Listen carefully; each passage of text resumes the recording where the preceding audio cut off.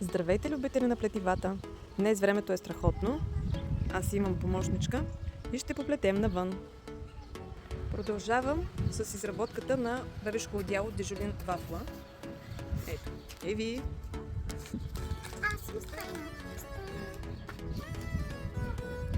Здравейте!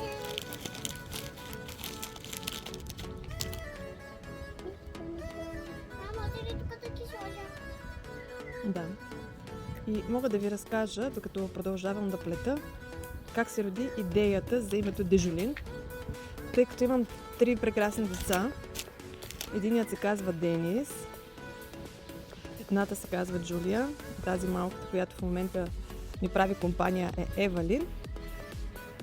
Събирайки част от имената им, получих името Дежулин. Звучи звучно и според мен доста отива на идеята ми за одеялца. Схемата на това одеяло бебе вафла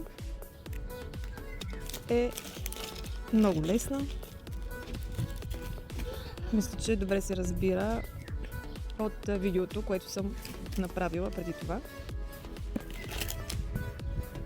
Мога да ви кажа и не само с видео, а и да ви обясня. Една фигурка се образува от стълб с 2 наметки, 4 стълба с 1 наметка и още един стълб с 2 наметки. В долния ред са пак релефни стълбове, само че са бримки. Една релефна бримка, която плетем отзад, 4, които плетем отпред и отново една бримка, която плетем отзад. В горния ред е по същия начин. Една релефна бримка отзад, 4 отпред и една отзад.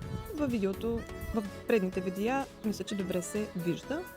И така редуваме, обръщаме, докато стигнем до желаната височина.